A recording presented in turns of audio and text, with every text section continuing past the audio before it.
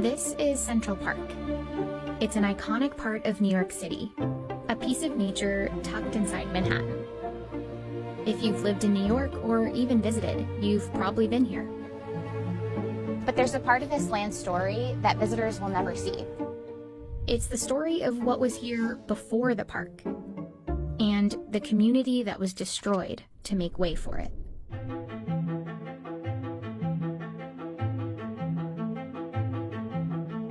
In the 1820s, New York City looked like this. Most people lived in this area, Lower Manhattan. Pretty much everything above it was yet to be settled. In this map, you can see how different the geography was. These little lines illustrate what used to be hills in Manhattan. This was the countryside. Downtown was the opposite. Lower Manhattan was dense and crowded. A few small neighborhoods were home to many of the city's poor whites and immigrants, and also to much of its black population. This document shows the number of slaves in New York State. You can see how it went down gradually, from 20,000 in 1800 to 10,000 in 1820, and finally to just 75 in 1830. That's because in New York, slavery wasn't abolished all at once. Instead, it was ended over about 30 years. And as more free black people joined the workforce, racial tensions rose. The people who were enslaved were now in competition with people coming over for jobs. That tension led to violence, and Lower Manhattan became increasingly dangerous for free black people. Then, in 1825, plots of land started to go up for sale here, uptown. It was a way out.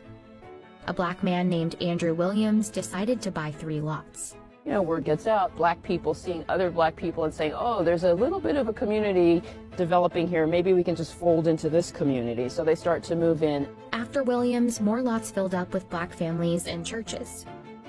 And it was here, between 82nd and 89th Street, that the community of Seneca Village was born.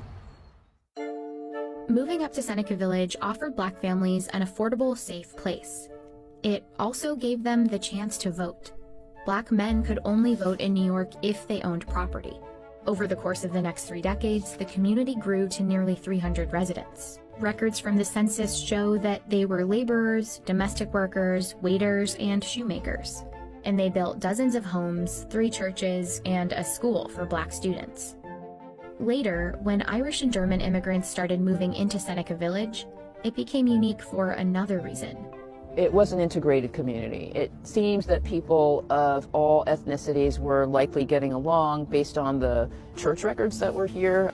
Among the documents are evidence that some white and black families attended baptisms together, were buried next to each other in the same cemetery, and intermarried. The people who lived in this area were individuals who were trying to find a new way of life.